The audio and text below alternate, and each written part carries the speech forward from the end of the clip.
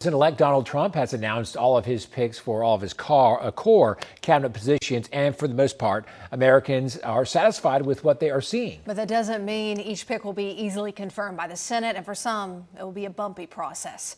News 9's Washington Bureau Chief Alex Cameron has the latest. Well, there are 26 members of the president's cabinet, the vice president, 15 department heads, and 10 cabinet-level officials. The vice president and chief of staff don't need Senate confirmation. Everyone else does. These are people that are going to work to get America back on track. There's optimism among Senate Republicans as they view a now complete slate of agency heads. The latest, Labor, Housing, and Agriculture, announced last weekend.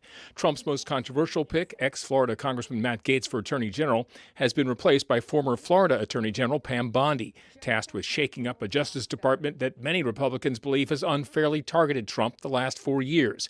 I think it's entirely appropriate, Senator Lankford said on CNN, for Pam Bondi to step in and to say, we're not going to allow someone to try to undercut the President of the United States in this Department of Justice. Did you sexually assault a woman in Monterey, California? National Guard veteran and TV host Pete Hegseth for Defense Secretary is perhaps the most fraught nomination remaining. It's frankly an insult and really troubling that Mr. Trump would nominate someone who has admitted that he's paid off a victim who has claimed rape allegations against him. But Hegseth's supporter Markwayne Mullen says the police report shows there was no sexual assault and no charges were filed. There was no crime committed, and so that doesn't prevent Pete from moving forward in this. Another nominee of interest to Oklahomans is Brooke Rollins, a longtime Trump policy advisor tabbed for Secretary of Agriculture.